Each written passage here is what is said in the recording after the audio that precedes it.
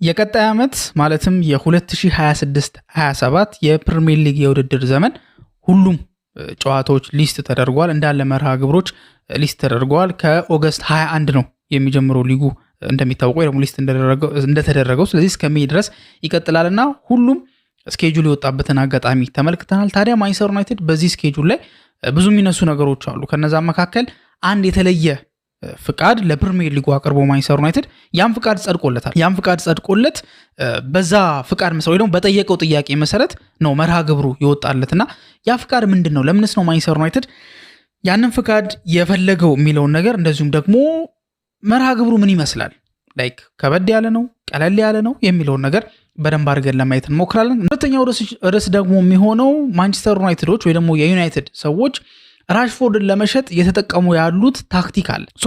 ያ ታክቲክ ምንድን ነው ወይ ደግሞ ምን ነገር ነው ሊያደርጉ የሞከሩት? ምናልባት ራሽፎርድን ለመሸጥ የሚደረገው እንቅስቃሴ ላይ የሰመርቪልም ጉዳይ ወይ ደግሞ የሰመርቪልም ዜና አብሮ የሚነሳበት አጋጣሚ አለና ምንድን ነው ማንቸስተር ዩናይትዶች እያደረጉ ያሉት? ራሽፎርድን ለመሸጥስ ምን አይነት ሂደቶችን እየሄዱ ነው ያሉት የሚለውን ነገር ዘርዘር አድርገን ለመመልከት እንሞክራለን። በሌላ በወጣ መረጃ መሰረት ደግሞ ዴቪድ ኦርንስቴን ባስነበበው መረጃ መሰረት ቶተንሃም ሆትስፐርሶች ማቴዎስ ፈርናንዴስን ከዌስትሃም ለማስፈረምና ከማንቸስተር ዩናይትድ ጋር ያለውን ይሄ ሊንክ አለ አይደለ ያንን ሃይጃክ ለማድረግ ወይንም ደግሞ ለማገት ለመጥለፍ ዝውውሩን ለመጥለፍ ኦፊሻሊ ስራ እየሰሩ እንደሆነ ዴቪድ ኦርንስቴን አስነብበዋልና ይሄ ነገር ምን ማለት ነው? ማንቸስተር ዩናይትዶችስ ምንድነው ማድረግ ያለባቸው? እንደዚህ አይነት እንቅስቃሴዎች መኖራቸው ወይ ደግሞ ቶተንሃሞች ጠንከር ያለ ፍላጎት ልጁ ላይ በማሳደራቸው ዩናይትዶች መፍጠን አለባቸው ወይንስ ምንድነው ማድረግ ያለባቸው? ዩናይትዶች ኤግዛክትሊ ምን ማድረግ አለባቸው የሚለውን ነገር ለማየት እንሞክራለን። በእነዚህ ሶስት ርዕሶች ዙሪያ የምንቆይ ይሆናል። ከእናንተ የሚጠበቀው ታዲያ እስከ ፕሮግራማችን መጨረሻ ድረስ አብሮ መቆየት ነው። ለዚህ ቻናል አዲስ ከሆናችሁ ሰብስክራይብ ማድረጋችሁን እንዳትረሱ። አዲስ ካልሆናችሁና ኦልሬዲ ሰብስክራይብ ካደረጋችሁ ደግሞ ሼር በማድረግ ብዙ ቦታ እንድንደርስ እንድታደርጉ እንጠይቃችኋለን። አሪፍ ቆይታን ተመኝ።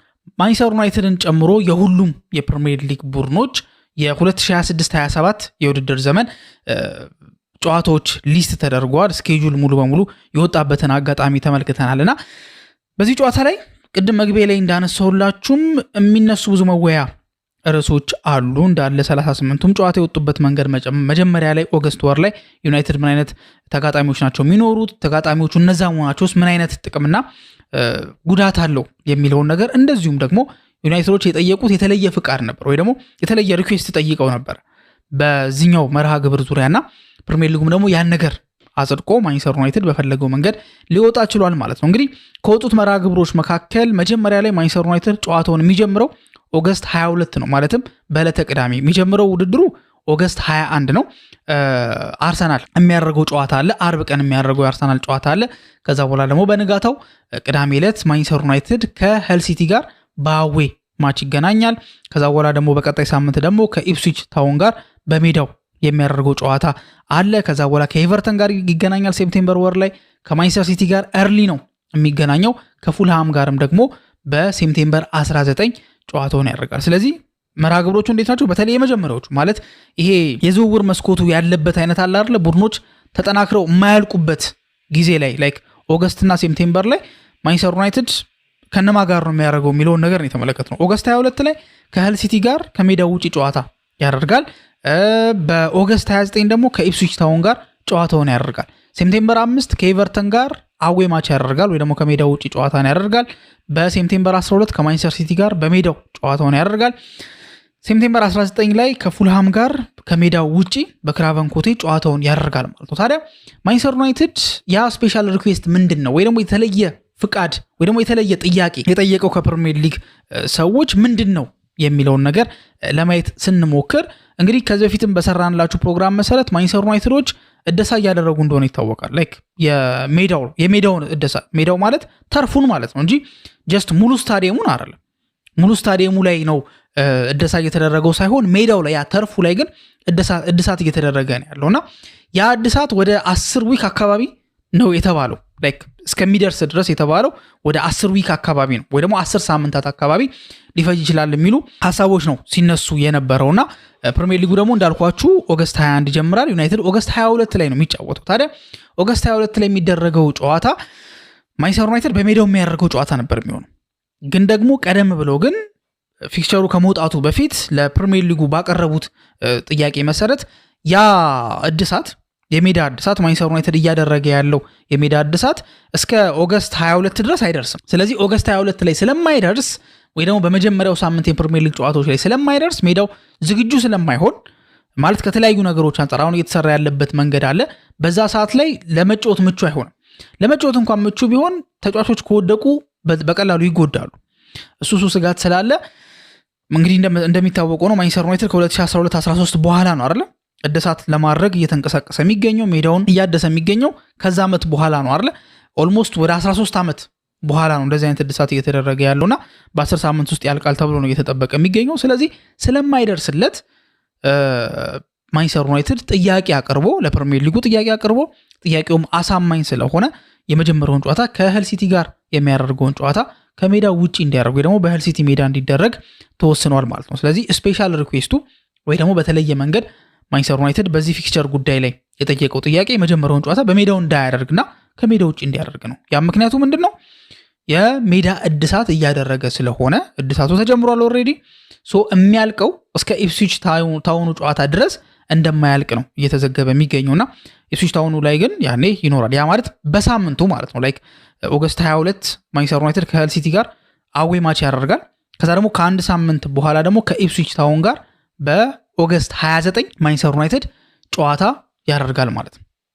ስለዚህ ያንን ጨዋታ የሚያደርገው በሜዳው ነው። ያኔ ስታዲየሙ ማለትም ላይክ ሜዳው ዝግጁ ይሆናል። ስለዚህ ዩናይትድ መጫወት ይችላል ማለት ነው። ስለዚህ ጥያቄውን ያቀረበው በዚህኛው ምክንያት ነው ማለት ነው። ታዲያ ጨዋታዎች ውስጥ ምን ይመስላሉ የሚለውን ነገር ሪፍሌክት ለማድረግ በምንሞክርበት ሰዓት ላይ ሚዲያዎች ላይ በስፋት እየተዘገበ የሚገኘው ነገር ምንድን ነው? ማንቸስተር ዩናይትድ በጣም ዘኢዚየስት የሚባል ስታርት ነው የሚኖረው ወይ ደግሞ አጀማመሩ ለማንቸስተር ዩናይትድ በጣም የሚጠቅም ነው ወይ ደግሞ በጣም ቀላል የሚባል አጀማመር ነው የሚኖረው የሚል መረጃዎች ናቸው እየወጡ የሚገኙት። የእውነት እንደዛ ቀላል ነው በሚባለው ልክ ቀላል ነው የሚለው ነገር ትንሽ ሊያወያየን ወይም ደግሞ ትንሽ ሊያከራክረን ይችላል ብዬ አስባለሁ። ምክንያቱም ይሄን ያልኩበት ምክንያት ምንድነው? በመጀመሪያ ለምንድን ነው ዩናይትድ አጀማመሩ በጣም ጥሩ ነው ቀለል ያለ ነው ተብሎ እንዲታሰብ ያደረገው የሚለውን ስንመለከት በመጀመሪያ የሚያደርጋቸው ጨዋታዎች ወይ ደግሞ በኦገስት ወር የሚያደርጋቸው በመጀመሪያውና በሁለተኛው ሳምንት የሚያደርጋቸው ጨዋታዎች ከታችኛው ዲቪዚዮን በመጡ ቡድኖች ከሄል ሲቲ ጋርና ከኢፕስዊች ታውን ጋር ነው ጨዋታውን የሚያደርገው። በእነዚህ ሁለት ክለቦች ጋር ነው የሚጫወተው። ሁለቱም ደግሞ ከታችኛው ዲቪዚዮን የመጡ ናቸው። ከዛ በኋላ ትንሽ ከፍ በስንል ደግሞ ሴፕቴምበር 5 ላይ ሶስተኛው ጨዋታ ላይ ከኤቨርተን ጋር ነው ጨዋታውን የሚያደርገው። ኦፍኮርስ አዌይ ነው። ከበድ ያለ ፊክስቸር ስለሌለ ዩናይትድ ሞር ኢዚ የሚባል አይነት ስታርት ወይ ደግሞ ኢዚ የሚባል የመጀመሪያ ሳምንት ጨዋታዎችን ነው የሚያደርገው የሚሉ መረጃዎች ናቸው እየወጡ የሚገኙት። ይሄ ነገር ፓርሻሊ ትሩ ነው ብዬ አስባለሁ። ኦፍኮርስ በመጀመሪያው ቀን ላይ ትልልቆቹን ክለቦች ከማግኘት ይልቅ ከታችኛው ዲቪዚዮን የመጡ ክለቦች ያ ማለት የራሱ የሆነ እኮ ታግኔም አለው አይደለ? ከታችኛው ዲቪዚዮን ሲመጣ አንድ ክለብ ላይክ ሌቭሉ ከፕሪሚየር ሊግ ያነሰ ነው ማለት ነው። ከፕሪሚየር ሊጉ ያነሰ ነበረ ገና ወደ ፕሪሚየር ሊጉ ተቀላቀለ ወይ ደግሞ ኤሊት አልነበረም ወደ ኤሊቶቹ ተቀላቀለ የሚሉ ናሬሽኖች ናቸው የሚነሱ ወይ ደግሞ ታግኔም ነው የሚሰጠው ስም በእንደዚህ አይነት መንገድ ነው እና ከዛ አንጻር ነው ላይክ ይቀላል ተብሎ የታሰበው። ለዛ ነው ፓርሻሊ ትሩ ነው ያልኳችሁ። ግን ደግሞ ሙሉ በሙሉ ትሩ ነው ወይ የሚለውን ነገር ስንመለከት ግን እኔ ጥያቄ አለኝ ወይ ደግሞ ጥርጣሬ አለኝ። ለምንድን ነው መሰላችሁ እንደዛ ያልኩት? ከታችኛው ዲቪዚዮን የሚመጡ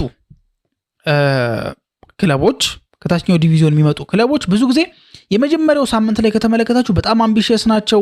ተጫዋቾቹ በጣም ኤክሳይተር ናቸው፣ ኤነርጂ አላቸው፣ ራሳቸውን ማሳየት ይፈልጋሉ ምናምን ያቺ ነገር አለችና ብዙ ጊዜ ካያችሁ እንዲሁም ያለፈው ሲዝን ላይ ካልሆነ በስተቀር ልክ እንደነ ኖርዊች ሲቲ አይነት ክለቦች በሚመጡበት ሰዓት ላይ ሁለተኛ ደረጃ፣ ሶስተኛ ደረጃ፣ አንደኛ ደረጃ የመጀመሪያዎቹን 3 ጨዋታዎች ሊያሸንፉ ይችላሉ ምናምን ነገር። ከዛ ደግሞ ኮከብ ጎል አስቆጣሪ ላይ እንደነ ቲም ፑኪ አይነት ተጫዋቾችም ደግሞ ኮከብ ጎል አስቆጣሪነቱ ላይ ሊቀመጡ የሚችሉበት አጋጣሚ አለ። አንድ ሰሞን ደግሞ አይ ቲንክ ካርዲፍ ሲቲ ይመስለኛል 2000 ስንት ላይ ነው 2013 14 ላይ ይመስለኛል 2013 14 የውድድር ዘመን ላይ ይመስለኛል ልሳሳት እችላለሁ የውድድር ዘመኑን።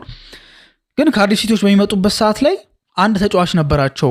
ማን የሚባል ነበር? ካምቤል የሚባል ተጫዋች ኦር እንደዛ ላይ ኮከብ ጎል አስቆጣሪ ነበር መጀመሪያ አካባቢ ላይ። የቲም ቡኪንግም በተደጋጋሚ ያየነው ነገር ነውና ብዙ ጊዜ ከታች የሚመጡ ክለቦች የመጀመሪያዎቹ ጨዋታዎች ላይ በጣም አደገኛ ናቸው። የማርሴሎ ቤልሳው ሊድስ እናስታውሳለን። ከሊቨርፑል ጋር አንገት ለአንገት ተናንቆ 4-3 ያለቀው ጨዋታ በጣም ምርጥ የሚባል ጨዋታ የነበረበት። ሊድስን በጣም የሚያዝናና ቲም ነበረ። ከዛ በኋላ ግን አጨራረሳቸው ጥሩ አይደለም እና ብዙ ጊዜ እንደዚህ አይነት ከታችኛው ዲቪዥን የሚመጡ ክለቦች አጀማመራቸው ጠንካራ ሊሆን ይችላል። ስለዚህ ዩናይትድ ትልቅ ፕሮፋይል ያላቸው ክለቦች ስላልሆኑ ሚዲያ ላይ እንደሚባለው ቀለል ያለ ፊክቸር ወይ ደግሞ ቀለል ያለ ጨዋታ መጀመሪያ አካባቢ ላይ ያደርጋል መባሉ እንዳልኳችሁ ፓርሻሊቲ ነው። ግን ደግሞ በዛው ልክም ግን ከታች የሚመጡት ደግሞ በጣም አምቢሽስ ሆነው ነው የሚጫወቱት። በጣም በኤነርጂ ነው የሚጫወቱት። በጣም በኤክሳይትመንት ነው የሚጫወቱት። ዳያር በጣም ኤክሳይትድ ምናምን። ስለዚህ የሁላ ነገር ባለበት በቀላሉ እጅ ይሰጣሉ ተብሎ አይታሰብም እና ቢሆን ሎ ፕሮፋይል ያላቸው ክለቦች በመሆናቸው ዩናይትድ ቀለል ያለ ጌም ያደርጋል ተብሎ ይታሰባል። ግን እንዳልኳችሁ ከታች የሚመጡ ደግሞ ክለቦች ደግሞ ብዙ ጊዜ አምቢሽስ ሆነው በጠንካራ ተፎካካሪነት ነው የሚጀምሩት። የሚጨርሱት አይደለም፣ መሀል ላይ የሚቀጥሉት አይደለም፣ የሚጀምሩት በጠንካራ ተፎካካሪነት ነውና ምናልባት ከዛ አንጻር ትንሽ ከበድ ያለ ነገር ሊያጋጥሙ ይችላል ተብሎ ይታሰባል ማለት ነው። ከዛ ውጭ ከኤቨርተን ጋር የሚያደርገው ጨዋታ ሲምፕል ነው የሚባል አይደለም። እንደሚታወቀው ኤቨርተን የፕሪሚየር ሊግ ቡድን ነው። አምና ባሳየው አጨራረስ አፈጻጸም ምክንያት ጥሩ ደረጃ ላይ ያለ ቲም ነውና ቀላል አይደለም። የመጀመሪያውን የማንቸስተር ደርቢ ደግሞ በሴፕቴምበር 12 ማለትም ከ3 ጨዋታ በኋላ አራተኛው ጨዋታ ላይ በአራተኛ ሳምንት የእንግሊዝ ፕሪሚየር ሊግ ጨዋታ ማንቸስተር ዩናይትድ ከማንቸስተር ሲቲ ጋር በኦልድ ትራፎርድ ጨዋታውን ያደርጋል ማለት ነውና ከአርሰናል ጋር የሚያደርገው ጨዋታ እንኳን ወደዛ የተለጠጠ ነው ወይም ደግሞ ወደዛ የተገፋ ነው። ከአርሰናል ጋር የሚያደርገው ጨዋታ የመጀመሪያ ጨዋታውን የሚያደርገው ማንቸስተር ዩናይትድ ከአርሰናል ጋር ጨዋታውን የሚያደርገው በዲሴምበር ወር ላይ ነው። ዲሴምበር 19 በኤሚሬትስ ነው የመጀመሪያ ጨዋታውን የሚያደርገው ማንቸስተር ዩናይትድና አርሰናል መጀመሪያ የሚገናኙት። ከዛ ሁለተኛ የመልሱ ጨዋታ ደግሞ በፌብሩዋሪ 27 በማንቸስተር ዩናይትድ ሜዳ ነው ጨዋታውን የሚያደርጉት። ይህን ይመስላል። የመጨረሻ ቀን በሜይ 30 ላይ መጨረሻ ጨዋታውን የሚያደርገው ከፉላም ጋር ነው። በሜዳው ነው ጨዋታውን የሚያደርገውና ይህንን ይመስላል። ሙሉ ሊስቱን ቼክ ማድረግ ትችላላችሁ ማለት ነው። ወደ ሁለተኛው ርዕሳችን ደግሞ ስንሄድ የማንቸስተር ዩናይትድ ሰዎች ራሽፎርድን ለመሸጥ እየተጠቀሙ ያሉት ቴክኒኮች አሉ። ሜንሊ ሁለት ቴክኒኮች ናቸው በዋነኛነት እየተጠቀሙ የሚገኙት ራሽፎርድን ኦፍሎድ ለማድረግ ማለት ነው። እንደምታውቁት ራሽፎርድ እና ማንቸስተር ዩናይትድ የማይሆን ነገር ነው። ራሱም ተጠይቆ ባርሳ ባለበት ሰዓት ላይ ወደ ማንቸስተር ዩናይትድ ቤት መመለስ እንደማይፈልግ ተናግሯል። ዩናይትድ ቤት መመለስ አልፈልግም ብሎ ተናግሯል ምናምን ነገር። ማንቸስተር ዩናይትዶችም ደግሞ እሱ እንደማይፈልጉት ወይ ደግሞ እሱ ተመልሶ የማንቸስተር ዩናይትድ ተጫዋች እንዲሆን እንደማይፈልጉ ግልጽ ነው እና በባርሳ ቤት ባሳየው ፐርፎርማንስ አንጻር ባርሴሎናዎች እንግዲህ የተለየ አይነት ቀመር ስላሰቡ ነው እንጂ ይፈልጉት ነበር ወይ ደግሞ ሊቀር ይችል ነበር። ገንዘቡም ደግሞ ያን ያህል የተጋበደ አይደለም። ራሽፎርድን በሚያክል ተጫዋች በ26 ሚሊዮን ፓውንድ ማግኘት ማለት ይሄ በጣም ውድ የሚያስብል አይደለም። ወይ ደግሞ ውድ ዋጋ ጠራ ማንቸስተር ዩናይትድ የሚያስብል አይደለም። በጣም ከፌርም ያነሰ ነው ብዬ አስባለሁ። ምክንያቱም ራሽፎርድ ያለውን አቅም አስቡት፣ ያለውን ልምድ አስቡት። ስለዚህ በጣም ኤክስፔሪንስድ የሆነ ተጫዋች ነው። ከሰጣቸውም ደግሞ ግልጋሎቶችን አንጻር ከ20 በላይ የጎል አስተዋጽኦችን አበርክቷል አይደል? ታስቦ ነበር። ግን ባርሴሎና ግን ያንን አክቲቬት እንደማያደርግ ግን ተረጋገጠና ራሽፎርድ ወደ ማንቸስተር ዩናይትድ ቤት ተመለሰ። ባየር ሙኒኮች ይፈልጉት ነበር። ለምንድን ነው የፈለጉት? ሉዊስ ዲያዝን ይፈልጉት ነበረ። ከዛ በኋላ ሉዊስ ዲያዝን አገኙት። ከዛ በኋላ አንቶኒ ጎርደንን ፈልገውት ነበር። ጎርደን ወደ ባርሴሎና በሚሄድበት ሰዓት ላይ ራሽፎርድን ልክ እንደ ጎርደን አድርገው ወይ ደግሞ የሉዊስ ዲያዝ ሁለተኛ ተጫዋች 9 ቁጥር ቦታ ላይ ሁለተኛ ተጫዋች አድርገው ለመጠቀም ነበረ ፍላጎት የነበራቸው። ግን ደግሞ ሳይባሪን አስፈረሙ። ስለዚህ ራሽፎርድ የት እንደሚሄድ ትንሽ ግራ ያጋባል። ፐርማነንት ነው ማንቸስተር ዩናይትድ መሸጥ የሚፈልገው። እሱን የሚፈልጉት ክለቦች ጠፍተው አይደለም። እነ አስቶን ቪላ ስቲል ይፈልጉታል። ግን የሚፈልጉት በውሰት ውል ነው። ለምን? ያንን ደሞዝ መክፈል የሚችል የለማ። ውሉን ደግሞ ለማቋረጥ በጣም ከባድ ነው። ከ300,000 በላይ በሳምንት የሚከፈለው ተጫዋች በቀላሉ ከክለብ ጋር ይለያያል ብሎ ማሰብ ትንሽ አስቸጋሪ ነውና ትንሾቹን ክለቦች አስቸጋሪ የሚያደርገው እሱ ነው። ራሽፎርድ ታዲያ ላይወጣ ነው ወይ ዩናይትድ ቤት ሊቀጥል ነው ወይ የሚሉ ስጋቶች ተበራክተዋል። ማንቸስተር ዩናይትድ ያንን ነገር ተመለከተና የራሽፎርድን ዝውውር ወይ ደግሞ የራሽፎርድን ኤግዚት መውጫ መንገዱን በደንብ ለማስፋት ሞከሩ፣ ለመጫን ሞከሩ። የራሽፎርድን ካምፕ ወይ ደግሞ የራሽፎርድን ወኪሎች ራሽፎርድ አካባቢ ያሉትን ራሽፎርድን ጨምሮ እነሱ ላይ ጫና በማሳደር ራሽፎርድ እንዲለቅ ለማድረግ ጥረት እያደረጉ ነው። ምክንያቱም የመውጣቱ ነገር ግዴታ ነውና ቁጥሩ ኦልሬዲ ማቲያስ ኩኛ ወስዶታል። ከዚህ በኋላ ይመለሳል የሚለው ነገር በጣም ያነሰ ነው። ስለዚህ ሁለት ነገር እየተጠቀሙ ይገኛሉ። አንደኛው ነገር ምንድነው? የሰመርቪልን ዝውውር በደንብ አድርጎ ማራገብ። አሁን ይህን ስላችሁ ዩናይትድ ሰመርቪልን አይፈልገውም አይደለም። ይሄ ልጅ ኦልሞስት ወደ 5 ዓመት አካባቢ ፕሪሚየር ሊግ ላይ ልምድ አለው። ሊድስ ዩናይትድ በሚጫወትበት ሰዓት ላይ እናውቀዋለን። ይሄ ልጅ አይደል ወደ 5 ዓመት አካባቢ ልምድ አለው በፕሪሚየር ሊግ ላይ። ፕሩቭን የሆነ ተጫዋች ነው። 24 ዓመቱ ነው። ኢኔዮሶች የሚፈልጉት አይነት ከ26 ዓመት በታች የተጫዋች ፖሊሲን ያሟላል። በተለያየ መንገድ እንዳልኳችሁ ፕሪሚየር ሊግ ልምድ አለው፣ ጥሩ ተጫዋች ነው፣ ዓለም ዋንጫው ላይ እየደመቀ ያለ ተጫዋች ነው። ስለዚህ ዝም ብሎ ለዜና ብቻ የሚመጣ አይነት ተጫዋች አይደለም፣ ይፈለጋል የምርም። ግን እሱ ላይ ግን ኮንክሪት የሆነ አቋም ማንቸስተር ዩናይትድ የያዘ ሲባል በዛ ቦታ ላይ ከራሽፎርድ ጋር ጭራሽ የመቀጠል ሀሳብ እንደሌለው አንዱ ማሳያ ተደርጎ እየተቆጠረ ይገኛል። በእርግጥ ዩናይትድ ከራሽፎርድ ጋር የመቀጠል ብዙም ፍላጎት እንደሌላቸው ግልጽ ነው።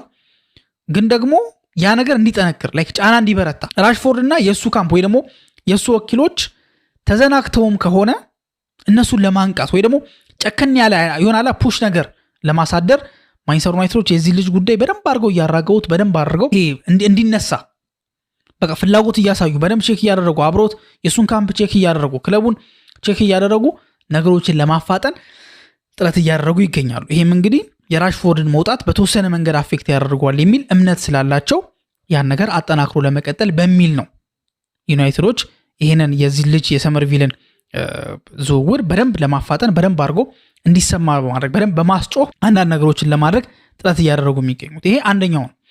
ሁለተኛው ደግሞ ምንድነው የራሽፎርድ አንድ ሚስጥራዊ ምንድነው የዝውውር አንቀጽ ይፋ ተደርጓል። እንግዲህ ሌሎች ሰዎች ምንድነው አክሰሱ ይኖራቸዋል ተብሎ አይታሰብም። ወይ ራሽፎርድ ነው ሊክ ሊያደርገው የሚችለው ወይ ማንቸስተር ዩናይትድ ራሱ ነው ሊክ ሊያደርገው የሚችለው። ያም ሴክሬት ወይ ደግሞ ሚስጥራዊ አንቀጽ ምንድነው ውላቸው ላይ የተካተተው የትኛውም ክለብ ከቶፕ 6 ክለቦች ውጪ የሆነ የትኛውም ክለብ በ40 ሚሊዮን ፓውንድ የራሽፎርድን ውል ማፍረሻ መክፈል ይችላል። ማለትም 40 ሚሊዮን ፓውንድ ከፍሎ ከዩናይትድ ጋር ሳይደራደር ራሽፎርድን መውሰድ ይችላል። ይሄን ነገር ማንቸስተር ዩናይትዶች ሊክ እንዲያደርግ አድርገዋል ተብሎ ነው የሚታመነው። አሁን አድርገዋል ብለን 100% መናገር አንችልም። ግን እየተባለ ያለው ስፔኩሌት እየተደረገ ያለው ከአንዳንድ ነገሮችም አንጻር ለጉዳዩ ቅርበት ያላቸውም ሰዎች የሚናገሩት ነገር ምንድን ነው ዩናይትዶች ይህንን ሚስጥራዊ አንቀጽ ሊክ እንዲያደርግ ያደርጉት ሆን ብለው የራሽፎርድን ዝውውር ፑሽ ለማድረግ ክለቦች የሚፈልጉት ካለ በ40 ሚሊዮን ፓውንድ የውል ማፍረሻ እንደሚያገኙት ጭምር ለማሳወቅ ወይንም ደግሞ ለማሳየት ነው የሚል ነገር አለ። ምናልባት የራሽፎርድ ሽያጭ ጉዳይ ለእንግሊዝ ብሔራዊ ቡድን ተቀይሮ ገብቶ ጎል ከማስቆጠሩ ጋርም ይያያዛል። ምክንያቱም ዓለም ዋንጫ ላይ እንደምታውቁት የአንድ ተጫዋች ቫልዩ የሚጨምርበትም የሚቀንስበትም አጋጣሚ አለ። ጥሩ ከተንቀሳቀሰ መጀመሪያ ከነበረው ቫልዩ ይጨምራል። ዓለም ዋንጫው ላይ መጥፎ ከተንቀሳቀሰ ግን ቫልዩ ይቀንሳል። ለምሳሌ ራንዳል ኮሎሙዋኒ አይንትራክት ፍራንክፈርት በነበረበት ሰዓት ላይ በጣም ሬትድ የሚደረግ ተጫዋች ነው። ከዛ በኋላ ዓለም ዋንጫው ላይ ያቺን ሞመንት በማድረጉ ምክንያት ኮሎሙዋኒ ተርን ያደረገው ኦፍኮርስ ፒኤስጂ እኮ ሄዷል። ግን ልጁ ግን ከዛ በኋላ ሴም አይደለም። እንዲሁም ጋርዲዮላም እንዲሁም አንድ ጊዜ ቀልዶ ነበር አይደለ 2022 ዓለም ዋንጫ ላይ ጓርዲዮል ወደ ማንቸስተር ሲቲ ከመግባቱ በፊት ዓለም ዋንጫው ላይ በሊዮኔል ሜሲ ድሪብል ተደርጎ ነበር አይደለ አንድ በሚያንገላታ መንገድ ሜሲ ድሪብል አድርጎት ነበር። እድሜ ላይ የሆነ ያህል ሚሊዮን ፓውንዶችን አስቀንሶልናል ብሎ ተናግሮ ነበር እና ቫልዩ እንዲጨምር ያደርጋል። ራሽፎርድ ተቀይሮ ገብቶ ጎል ማስቆጠሩ ቫልዩን እንዲጨምር የሚያደርገው ነው ማለት ነው። ዩናይትድ ታዲያ ይሄ ነገር ስፔኩሌት ሲደረግ ከመሬት ተነስቶ አይደለም።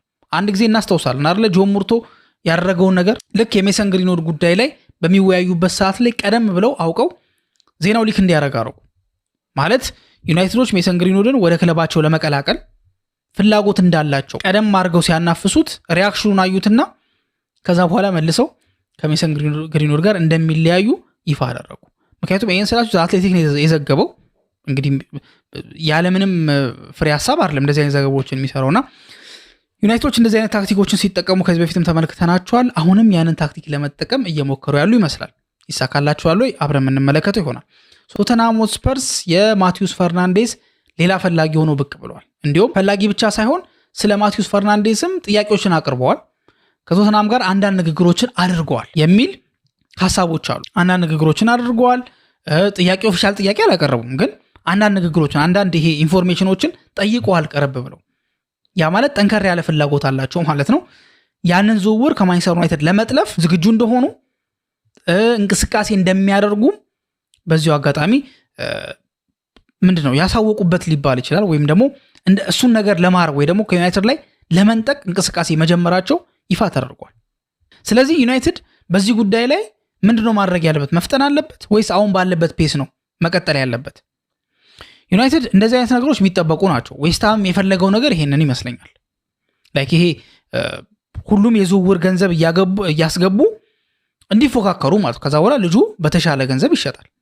ስለዚህ ዩናይትድ ልጁ እንደሚፈልጋቸው አውቀዋል የሚባል ነገር አለ። አናግረውት ፈርናንዴዝ የሚፈልገው ማንቸስተር ዩናይትድን ብቻ እንደሆነ እንደነገራቸው መረጃዎች እየወጡ ይገኛሉ። ስለዚህ ዩናይትዶች የልጁ ቃል እስካላቸው ድረስ የልጁ ይሁንታ እስካላቸው ድረስ መቻኮል አለባቸው ብዬ አላስብም።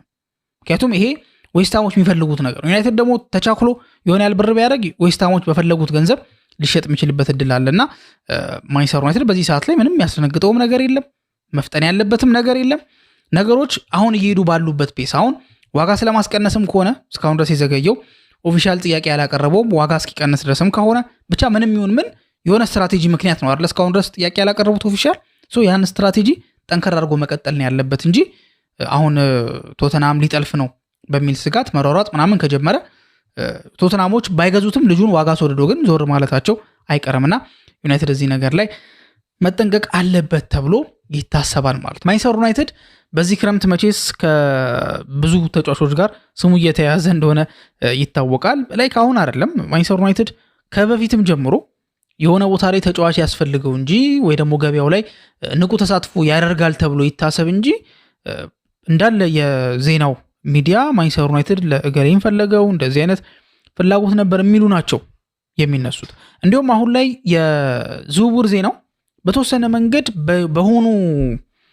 በሆኑ ጋዜጠኞች ሊባል ይችላል ጌትኪፕ እየተደረገ እንደሆነ ይታወቃል አይደለም። ምክንያቱም የሆነ ዜና ከተሰማ ማን ያለው የሚለው ነገር በደንብ ማተር ያደርጋል።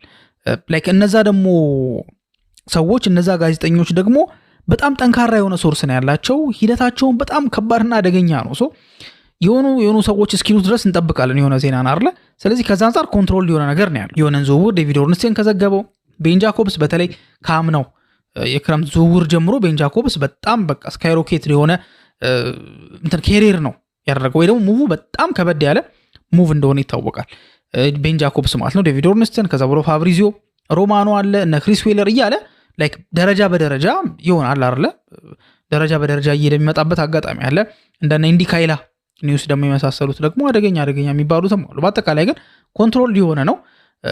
እንደዛ በመሆኑ ምክንያት እንዲሁም በተወሰነ መንገድ ተጫዋች ከዩናይትድ ጋር ተያይዘዋል የሚባለው ነገር በተወሰነ መንገድ ኮንትሮል አድርጎታል ብዬ አስባለሁ። ምክንያቱም በፊት ታስታውሱ ከሆነ በቃ ሁልጊዜ የዝውውር ዜና በተነሳ ቁጥር ማንቸስተር ዩናይትድ እንደዚህ የሚባለውን ተጫዋች ፈለገው ምናምን ነው የሚባለውና ይሄ ክሊር የሆነ አፕሩቫልም የለም። በቃ እንደዚህ አስገባ ይሄን ያህል ገንዘብ ይባላል፣ ይሄን ያህል ገንዘብ መደበ ይባላል ምናምን። ግን እነ ፋብሪዚዮ ግን በደንብ ዲቴል ነው የሚናገሩት። ታዲያ አሁን የተባለውን ወይ ደግሞ ከዩናይትድ ጋር ስሙ የተያዘውን እንዳለ እያመጣን ለመወያያ ርዕስ ማንሳት ሊከብድ ይችላል አይደለ? ግን ከዩናይትድ ጋር ስሙ ሲያዝ ግን ከታማኝ ምንጮች የተያዘ እንደዚሁም ደግሞ ሴንስ የሚሰጡ ዝውውሮችን ግን እያነሳን ምናልባት በጣም ተጨባጭ ቢሆኑም ባይሆኑም ግን ደግሞ አንዳንድ ንግግሮች አሉ፣ አንዳንድ ጭምጭምታዎች አሉ የሚሉትን ነገሮች ከታማኝ ሶርስ ከሰማን የሚያወያዩ ናቸው ብዬ አስባለሁ። እነዛ ሶርሶች ከገለጹት ዝውውር መካከል ደግሞ አንደኛው የያን ዲዮማንዴ ዝውውር ይጠቀሳል። ይህ ኮትዲቮራዊ የ19 ዓመት የመስመር አጥቂ የአርቢ ሌይፕዚግ የተጫወተ እንደሆነ ይታወቃል። በጣም በትልቁ ሬት እየተደረገ ያለ ተጫዋች ነው።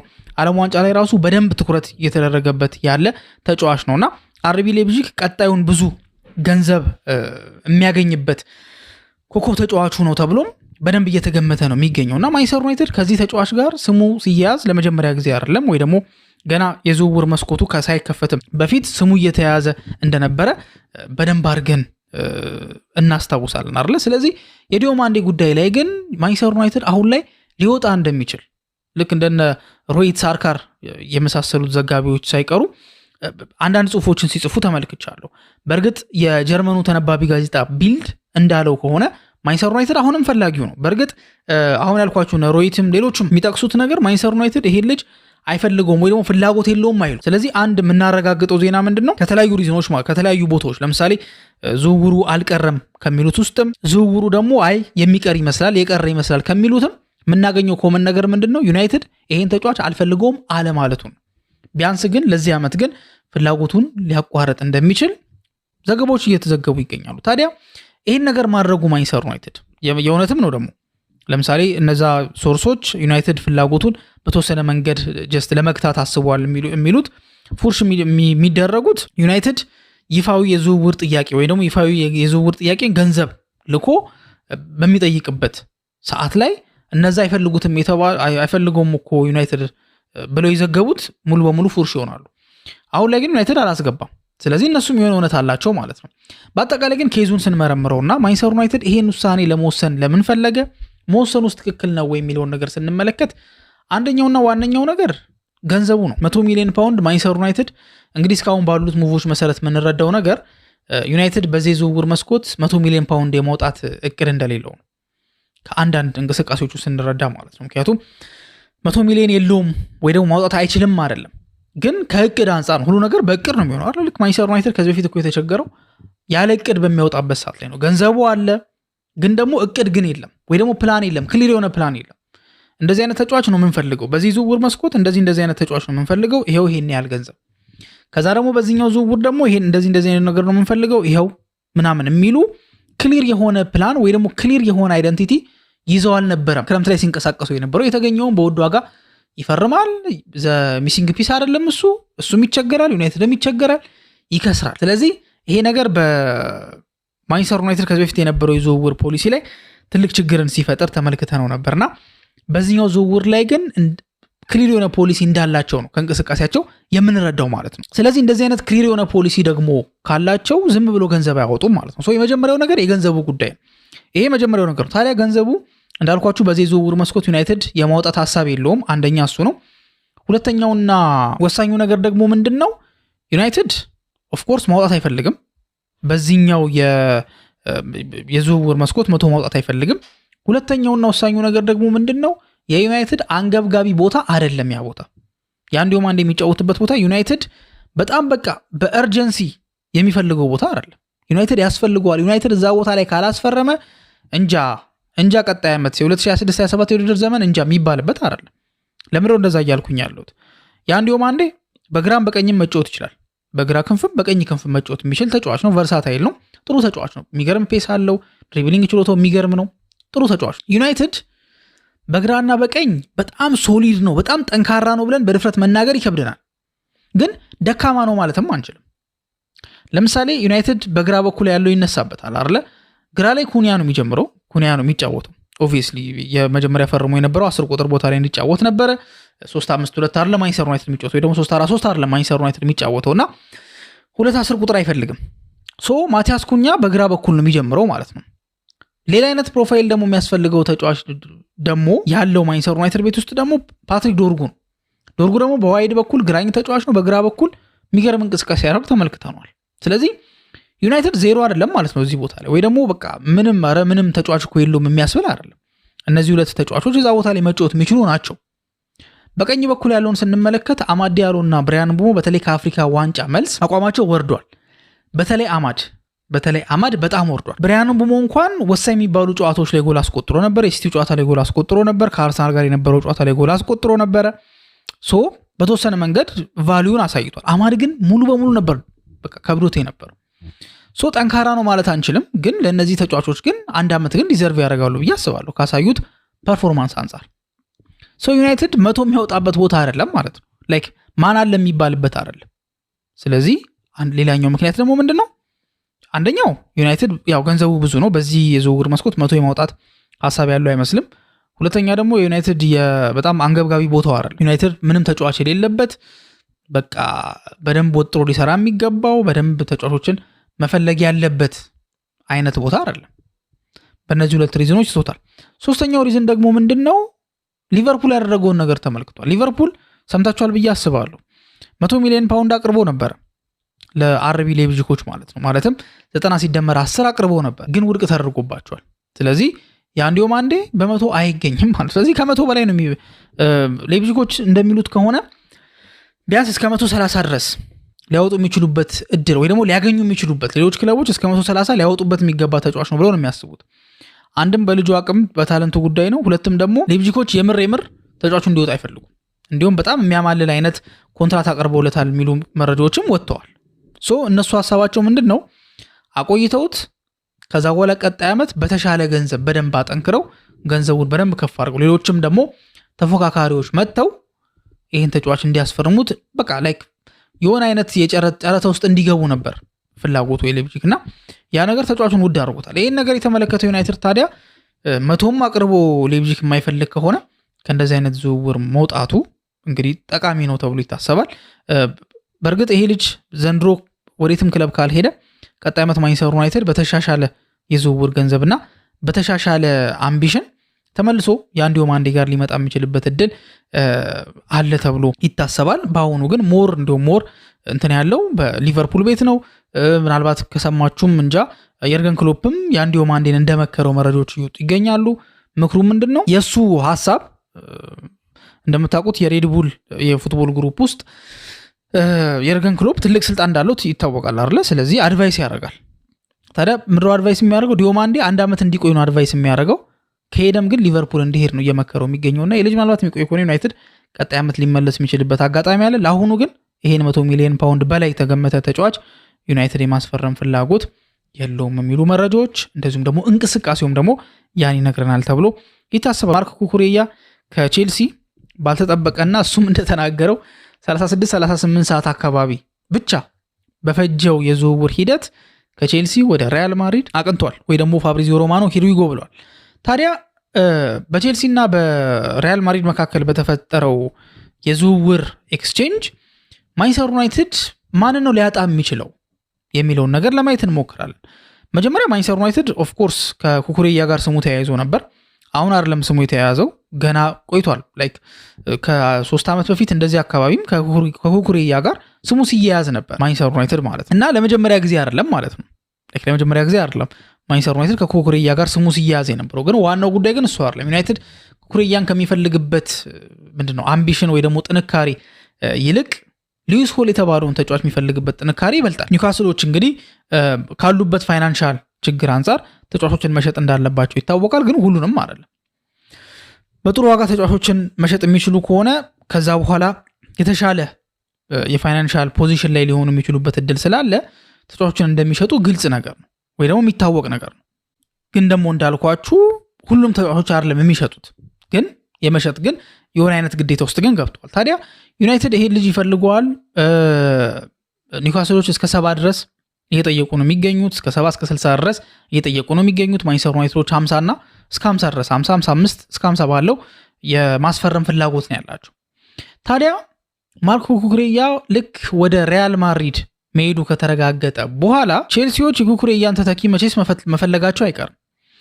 አንዳንዶች እንደሚሉት ከሆነ የቻቢ አሎንሶ የቀድሞ ክለብ ውስጥ ይጫወት የነበረው ግሪማልዶ የተባለው ተጫዋች ስፔናዊ የግራ ፉልባክ እንደ ዊንግ ባክ ነው የሚጠቀሙት፣ እሱን ይፈልገዋል የሚሉ ሀሳቦች አሉ። ከዛ ውጭ ግን ሉዊስ ሆልን ቼልሲ እንደሚፈልገውና ቢያስፈርመው እንደማይጠላ ወይ ደግሞ ማስፈረም እንደሚፈልግ ወይም ደግሞ እንዴት ነው ጠንከር ብሎ ሊሄድ እንደሚችል መረጃዎች እየወጡ ይገኛሉ። እሺ ለዩናይትድ ታዲያ ምንድነው የሚያሰጋው ነገር የሚለውን ነገር ስንመለከት መረሳት የሌለበት ነገር ሉዊስ ሆል ያደገው በቼልሲ አካዳሚ ውስጥ። በአንድ አካዳሚ ውስጥ ያደጉ ተጫዋቾች ደግሞ ከልጅነታቸው ጀምሮ ምን አይነት ነገር ነው ፋንታሳይዝ እያደረጉ የሚያድጉት? በዛ ክለብ ከፍተኛው ደረጃ ላይ መሆን። አንዳንድ ተጫዋቾች ከዋናው ቲም ይሄ ታዳጊዎች ጋር እየሄዱ ላይክ ይጎበኟቸው ቪዚት አለ። ሶ በዛ ቪዚት ላይ እነዚህ ተጫዋቾች የሚያደርጉት አክቲቪቲ ወይ ደግሞ ያላቸው ዝና ምናምን የሚለውን ነገር በቅርብ ስለሚያዩት እንደነሱ መሆን ይፈልጋሉ። የዛ ክለብ ሌጀንድ መሆን ይፈልጋሉ ወይ አምበል መሆን ይፈልጋሉ። ስለዚህ ሉዊስ ሆል የተባለው ተጫዋች በማንቸስተር ዩናይትድ በጥብቅ ቢፈለግም ግን ደግሞ የቼልሲ አካዳሚ ፍሬ ነውና ቼልሲዎች ኩኩሬያን ለመተካት ሉዊስ ሆልን ለማስፈረም ሊሄዱ ይችላሉ። ሶ አንደኛ ከገንዘብ አንጻር ቼልሲዎች የተጠየቁትን ገንዘብ ሊከፍሉ ይችላሉ። ይሄ አንደኛው ሴናሪዮ ነው።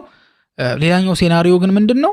ይሄ ልጅ የቀድሞ የቼልሲ ተጫዋች ነው፣ በአካዳሚ ውስጥ ያደገ ነውና እቺ ነገር ትልቅ ሚና ተጫውታ ልጁ ወደ ቼልሲ ሊሄድ የሚችልበት እድል አለና ማንቸስተር ዩናይትዶች ልጁ ላይ ፍላጎት አላቸው። እንደምታውቁት እንቅስቃሴም እያደረጉ ነው፣ ግን በቂ እንዳልሆነና ቼልሲዎች እዚህ ዝውውር ላይ ሊሳተፉ ስለሚችሉ ዩናይትድ ነቃ ብሎ ወይ ደግሞ ቀልጠፍ ብሎ ፍጥነትን ጨምሮ ኦፍኮርስ ንግግር እያደረጉ እንደሆነ መረጃዎች እየወጡ ይገኛሉ። ግን ፍጥነትን ጨምሮ በደንብ ጠንከር ብሎ መደራደር ሳይጠበቅበት አይቀርም። ወይ ደግሞ በቃ ቶሎ ብሎ ነገሮችን መጨረስ አለበት እንጂ ቼልሲዎች ፈልገው የሚመጡ ከሆነ ከዩናይትድ የሆነ አይነት አድቫንቴጅ ሊያገኙ የሚችሉበት እድል አለ ተብሎ ይታሰባልና የኩኩሬያ ወደ ማድሪድ መሄድ ማንቸስተር ዩናይትድን ሌዊስ ሆልን ሊያሳጣው ስለሚችል ዩናይትዶች ቀልጠፍ ማለት አለባቸው፣ መፍጠን መቻል አለባቸው የሚሉ መረጃዎች ወጥቷል። ወደ መጨረሻው ርዕሳችን ደግሞ ስንሄድ ማርከስ ራሽፎርድ እና ሳውዲ አረቢያ ወይ ደግሞ የሳውዲ ፕሮ ሊግ ስማቸው አብሮ እየተያያዘ ይገኛል፣ አብሮ እየተነሳ ይገኛል። ኦብቪየስሊ ከዝውውር ጋር በተያያዘ ነገር ነው ስማቸው አንድ ላይ ሊነሳ የሚችለው። ግን ደግሞ ለምንድን ነው ሳውዲዎች ራሽፎርድን የፈለጉት እና ምናልባት ይሄ ዝውውርስ ቢሆን ለራሽፎርድ መፍትሄ ሊሆን የሚችለው የሚለውን ነገር ነው የምንመለከተው። ቤን ጃኮብስ እንደተናገረው ከሆነ ሰፋ ያለ ቆይታ ባደረገበት ሰዓት ላይ ራሽፎርድን ከአረብ ክለቦች የሳውዲ ቲሞች እንደሚፈልጉት እንደዚሁም ደግሞ ከአውሮፓ ደግሞ ፌነርባቼ እንደሚፈልገው በግልጽ ተናግሯል። ቤን ጃኮብስ እንደሚለው ከሆነ ራሽፎርድን ከፈለጉት ተጫዋቾች ክለቦች መካከል አንዱ አልሂላል ነው። ዲሪያ የተባለውም ደግሞ አንድ ከታችኛው ዲቪዚዮን የመጣም ክለብ አለ፣ እሱም እንደሚፈልገው ነው ቤን ጃኮብስ መረጃ ይዞ የወጣው። ወደ ቱርክ ደግሞ ወይ ደግሞ ከአውሮፓ ፌነርባቼ የዚህ ልጅ ፈላጊ እንደሆነ ራሽፎርድን እንደሚፈልጉት መረጃዎች ወጥተዋል። እነዚህን ሁሉም ክለቦች የሚያገናኛቸው ነገር ምንድን ነው? ከፋይ ናቸው። ራሽፎርድ አቋሙ ወርዶ ነው ይህን ያህል ለሳውዲ የሚመጥን ተጫዋች ሆኖ ነው የሚለውን ነገር ካየን አይደለም። የራሽፎርድ ትልቁ ኬዝ ምን መሰላችሁ? ልጁ የአቅም ማነስ የለበትም ወይ ደግሞ ሌላ ማድረግ ይሄ ያለበትን ነገር ሜዳ ውስጥ ማድረግ ያለበትን ነገር ከአንድ ጥሩ የሚባል ተጫዋች የሚጠበቀውን ነገር ሳያደርግ ቀርቶ አይደለም። ችግሩ የደሞዙ ጉዳይ ነው። ደሞዙ ጋር ያለው ነገር ነው ዋነኛው ችግር። ከዩናይትድ ጋር የተፈራረመው ደሞዝ በጣም ውድ የሚባል ነው። የትኛውም ክለብ አፎርድ የሚያደርገው አይደለም። የትኛውም ክለብ አፎርድ የሚያደርገው አይደለም ማለት አንደኛ ከገንዘቡ ብዛት አንጻር፣ ሁለተኛ ካለው ኳሊቲም አንጻር፣ ወቅታዊ ኳሊቲ ማለት ነው። በፊት የነበረበትን አይደለም ኦር ሰምቲንግ እንደዛ ሳይሆን አሁን ካለበት አቅም አንጻር ብዙ ክለቦች ይህን ነገር ለመክፈል ፍቃደኛ አይደል። ለራሽፎርድ ፍቃደኛ አለመሆናቸው ዝውውሩን ስብስብ ያደርጓል እንጂ ቪላዎች እኮ ይፈልጉታል፣ ሌሎችም ክለቦች ይፈልጉታል። ሳይፈልጉት ቀርተው አይደለም። ፕሪሚየር ሊግ ላይ ብቻ 2-3 ክለቦች እንደሚፈልጉት ይታወቃል። አንዳንድ መረጃዎች እንደሚሉትም ቼልሲና አርሰናልን ጨምሮ ማለት ነው። ግን ያን የሚያክል ደሞዝ ግን እሱም ጊቫፕ ማድረግ የፈለገ አይመስልም። ቀጣይ ደግሞ የእሱ ማረፊያ ሊሆኑ የሚችሉት ደግሞ ክለቦችም ደግሞ ያን የሚያክል ገንዘብ መክፈል አይፈልጉም። እንደዚህ አይነቱ ኮንትራት በጣም ውስብስብ ኮንትራት ነው። ምንም እንኳን ውል ማፍረሻው 40 ሚሊዮን ፓውንድ ቢሆንም ማለት ነው። እና ይሄ ነገር ግን ሊያደርጉ የሚችሉት ወይ የሳውዲ ክለቦች ናቸው ወይ ደግሞ የቱርክ ክለቦች ናቸው ሊያደርጉ የሚችሉት እንጂ አውሮፓ ውስጥ እንደዚህ አይነት ነገሮች ማለትም በራሽፎርድ ሌቭል ያለን ተጫዋች ያን ያህል ገንዘብ አውጥቶ ለመግዛት ያው ፍላጎት እንደሌላቸው እስካሁን ባለው ማሳየት እንችላለን። ቤን ጃኮብስ እንደሚለው ከሆነ ግን በወርልድ ካፑ ላይ ራሽፎርድ የተሻለ እንቅስቃሴ የሚያደርግ ከሆነ ምናልባት ባርሴሎናዎችም ሪኮንሲደር ሊያደርጉት ይችላሉ። ሌሎችም ክለቦች እሱን መልሰው በቃ ወደ ክለባቸው ለመቀላቀል ፍላጎት ሊያሳዩ ይችላሉ። ምክንያቱም የራሽፎርድ ጉዳይ ሆነ የታለንት ጉዳይ አይደለም፣ የሆነ አይነት ችሎታ አለው የለው የሚለው ነገር አይደለም፣ የኮንሲስተንሲ ጉዳይ ነው አይደለ፣ ወጥነት ጉዳይ ነው። ዩናይትድ ቤትም በነበረበት ሰዓት ላይ የአቅም ማነስ ችግር የለበትም፣ ግን ወጥ የሆነ እንቅስቃሴ የለውም። ራሽፎርድ ባርሴሎና በነበረበት ሰዓት ላይም ተመሳሳይ ችግር ነበር ሲያጋጥመው የነበረው። ስለዚህ ይሄ ነገር ነው ነገሮችን ወደ ሌላ ተርን ያደረጋቸው እንጂ የራሽፎርድን ብቃት ሰው ረሶት አይደለም፣ ብቃት እንዳለው ተዘንግቶም አይደለም። ግን ወርልድ ካፑ ግን በጣም ወሳኝ ነው ብሎ ቤን ጃኮብስ አስቀምጦታልና ምናልባት መፍትሄው በተለይ አውሮፓ ትልልቆቹ ክለቦች ማስፈረም የማይችሉ ከሆነ ትንንሾቹ ያው የማይችሉበትን ሪዝን ነግሬያቸዋለሁ። ላይክ ደሞዙ በጣም ከፍተኛ ነው። ስለዚህ ያን ደግሞ መክፈል ይከብዳቸዋል። ግን ትልልቆቹ ግን ይችላሉ፣ ግን ይፈልጋሉ ወይ የሚለው ነገር አለና አውሮፓ ላይ የማይሆን ከሆነ ግን የሳውዲ ምናልባት ዝውውሮች መፍትሄ ሊሆን የሚችልበት እድል አለ። ለምን? ከኮንትራቱ አንጻር ኮንትራቱ በጣም ውድ የሚባል ኮንትራት ነው። እንደዚህ አይነት ውድ የሚባል ኮንትራት ደግሞ በቀላሉ አይደለም የሚቋጨው፣ ወይ ደግሞ የትኛውም ክለብ ማስፈረም ይችላል ማለት አይደለም።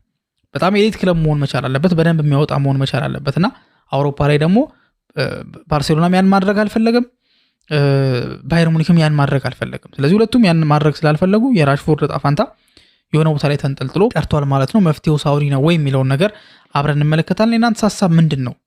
የራሽፎርድ ወደ ሳውዲ መሄድ ሴንስ የሚሰጥ ነገር ነው ብላችሁ ታስባላችሁ ወይ ተስማማላችሁ የሚለውን ነገር፣ እንደዚሁም ደግሞ የኩኩሬያ ወደ ማድሪድ መሄድ ዩናይትድ ዝውውር ላይ ያለውን ተጽዕኖ፣ ዩናይትድ የ100 ሚሊዮን ፓውንዱን ተጫዋች የአንዲዮ ማንዴን በዚህ ሰዓት ላይ ለማስፈረም አለመፈለጉ ወይ ደግሞ ወደ ኋላ ማለቱን ከምን አንጻር ታዩታላችሁ የሚለውን ነገር በኮሜንት ሴክሽን ላይ ታስቀምጡልን ጠይቃችኋለን። እስካሁን ድረስ አብራችሁን ስለቆያችሁ እናመሰግናለን። በቀጣይ ፕሮግራም እስከምንገናኝ ድረስ መልካም ጊዜ ይሁንላችሁ።